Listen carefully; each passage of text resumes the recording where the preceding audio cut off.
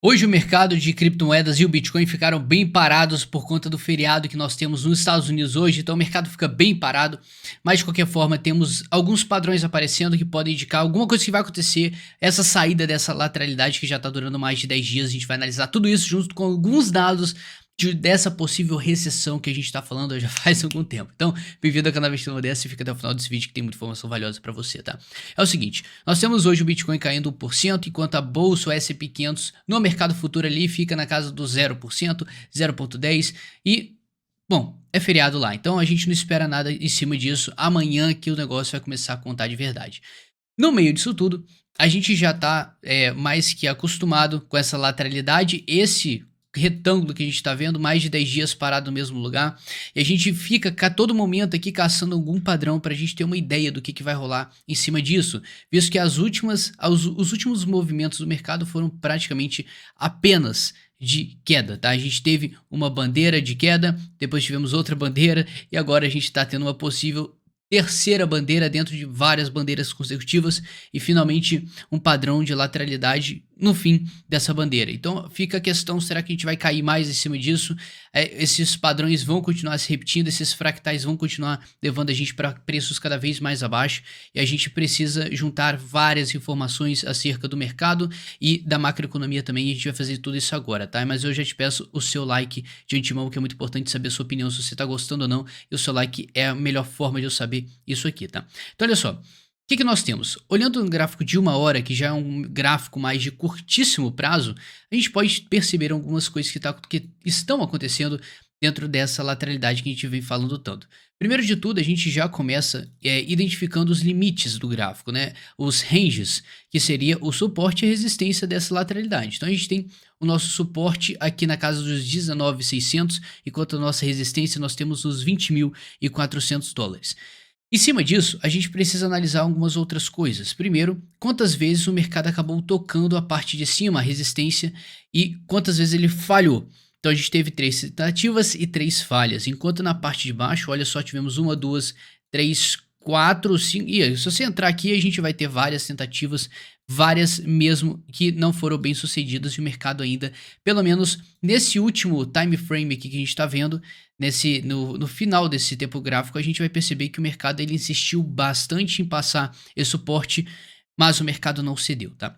Por que isso pode estar acontecendo? Por que a gente está segurando tanto essa região? Pode ser por vários motivos, tá? Feriado, final de semana, então isso aí contribui cada vez mais, apesar disso aqui, né, ter sido tudo, praticamente esse retângulo, esse quadrado que eu desenhei, ele representa sábado, domingo e segunda, feriado, mercado fechado, então a gente não tem essa volatilidade extra que a gente está acostumado a ver em alguns dias bem movimentados. Então, tudo que a gente estava vendo antes disso era um movimento normal, o mercado estava empatado, 3 vezes em cima, 3 vezes embaixo, isso mostra simplesmente a construção de um range lateral.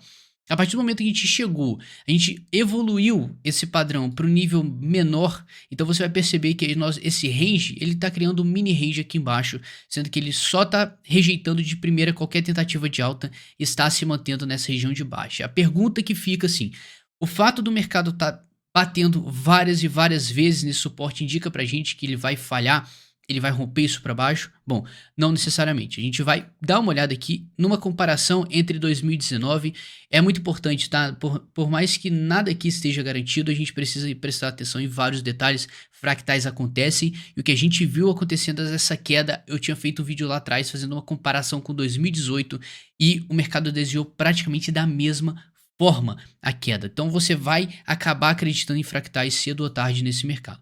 Então, se você for fazer uma comparação entre 2022 agora e 2019, você vai perceber que tanto no índice de oscilativo, que a gente já vai falar mais sobre ele, ele já estava dando uma assimetria aqui, ele já estava dando uma divergência bullish, então o mercado estava direcionado para baixo, enquanto o índice de força relativa, a força do mercado, estava empurrando o mercado, demonstrando uma força compradora maior, tá?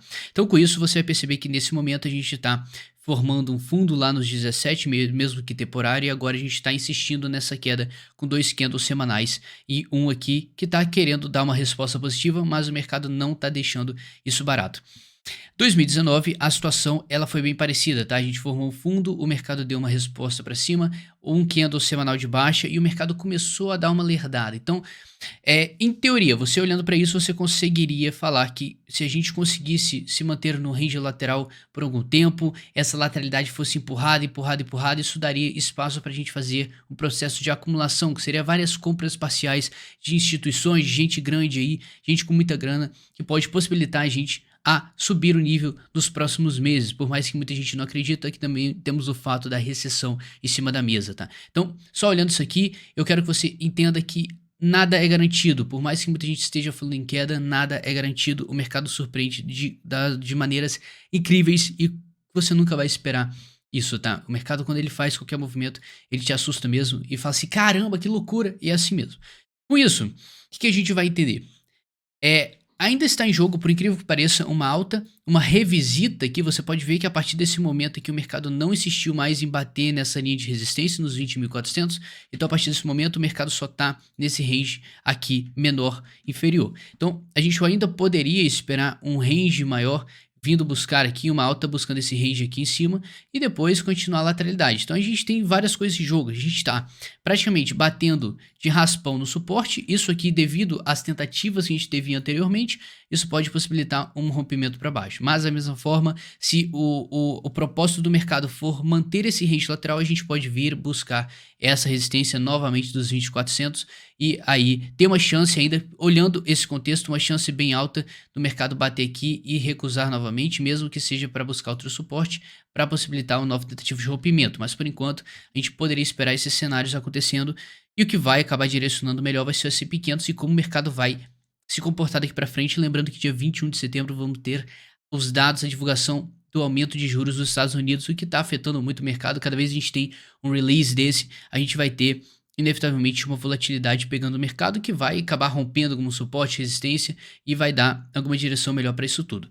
No mais, entendendo que a gente está nessa situação, isso aqui a gente poderia fazer uma interpretação diferente, fazer uma linha de tendência, traçar uma linha de tendência de baixa aqui, isso aqui evoluiria o range lateral para um range de queda, tá? Esse range levaria a gente para queda, visto que a força vendedora ela tá pressionando cada vez mais o preço. Então essa questão da gente fazer um range inferior aqui, descer mais o nível, pode indicar que a gente está sendo formado aqui, tendo a formação de um triângulo descendente. Isso aqui mostra pra gente um rompimento para baixo, pelo que ele já vem testando nos últimos dias, isso é totalmente plausível. Então tá o padrão aí para vocês que ele entrega geralmente queda. O que vai acontecer? Claro que a gente tem vários fatores em cima do jogo, e um deles, como eu falei com vocês, o índice fosse relativo, a gente não pode ignorar de forma alguma.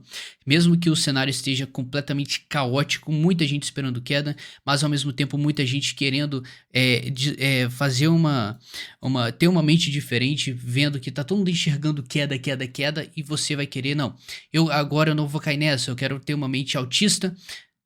Não interpreta errado não, tá? Então eu quero ter uma mente de esperando o mercado subir, que aí eu vou contra a manada, né? Se você for pegar aqui o índice de força relativa, traçar uma linha de tendência de baixa, isso aqui é sensacional. E o que aconteceu nesse gráfico 2019 foi simplesmente um rompimento de uma linha de tendência de baixa que a gente também estava tendo no gráfico semanal lá em 2019, isso está acontecendo novamente. Então quando a gente tem uma amostra clássica, gravíssima do preço, que a tendência está querendo mudar, visto que a gente está criando uma tendência de baixa no índice de força relativa desde 2021, cara, você pode esperar que qualquer rompimento as pessoas vão trabalhar em cima desse rompimento.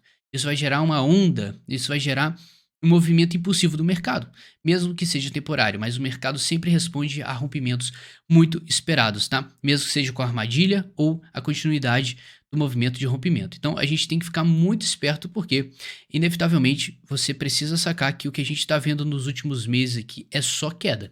Só queda não está da mesma forma da S&P 500, isso aqui leva uma atenção pra gente, porque o mercado cripto pode estar atingindo o seu ápice não, né? O seu fundo máximo dessa queda, mesmo que seja agora, seja depois. O que a gente formou lá em 17 mil, que ainda está em jogo, a gente não tem certeza se vai lá visitar novamente, teria espaço normal para fazer uma revisita, formar um fundo duplo e subir, isso pode levar não sei quantos dias, então isso não tem como a gente saber, mas estar preparado para esse momento, para mais quedas, é essencial, visto que no gráfico de uma hora a gente ainda tem um padrão de queda acontecendo, mesmo que isso seja um time frame menor, tá? Atenção. Com isso, Isso, a gente tem esse gráfico aqui. Esse gráfico, ele só mostra para você que lá em 2013 a gente teve uma pessoa comprando 5.000 bitcoins e gastando US$ 700.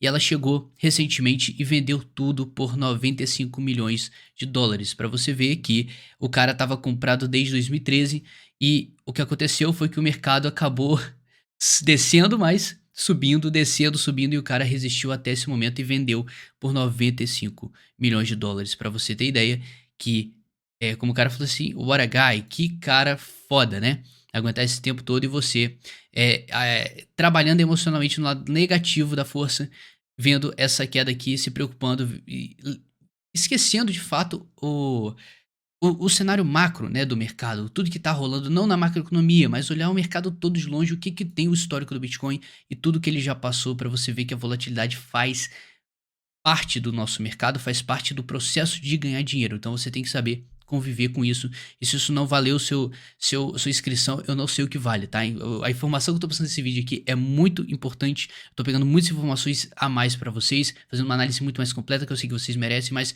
a sua inscrição para você acompanhar nosso conteúdo é muito importante, tá?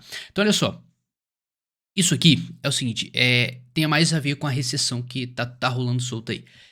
Lá no início de 2021, a gente teve a gente impulsionou a economia de certa forma americana com a impressão de dinheiro, né? Não tem como. E essa barra verde mostra que o preço de casas lá nos Estados Unidos aumentou muito, aumentou cada vez mais ao passar dos meses até esse momento que a gente está agora, praticamente em julho, tá?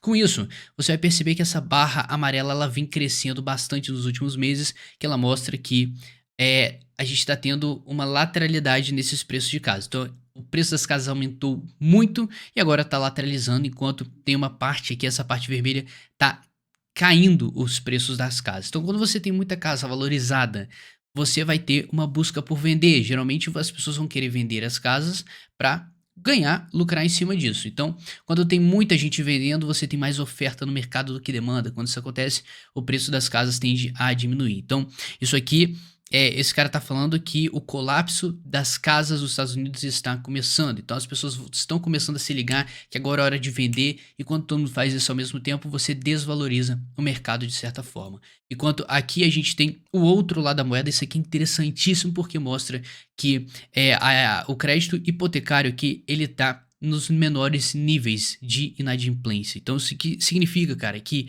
apesar de todos esses problemas que a gente está tendo com o preço das casas, a gente não está tendo problema de crédito nos Estados Unidos. As pessoas não estão, na verdade, inadimplentes com qualquer tipo de empréstimo. Isso aqui é um ponto importante, porque quando você tem muito problema em relação à inadimplência, ainda mais de crédito e empréstimo, isso causa vários efeitos negativos na economia. Isso cria uma bola de neve negativa para a economia, um peso gigante financeiro para o país.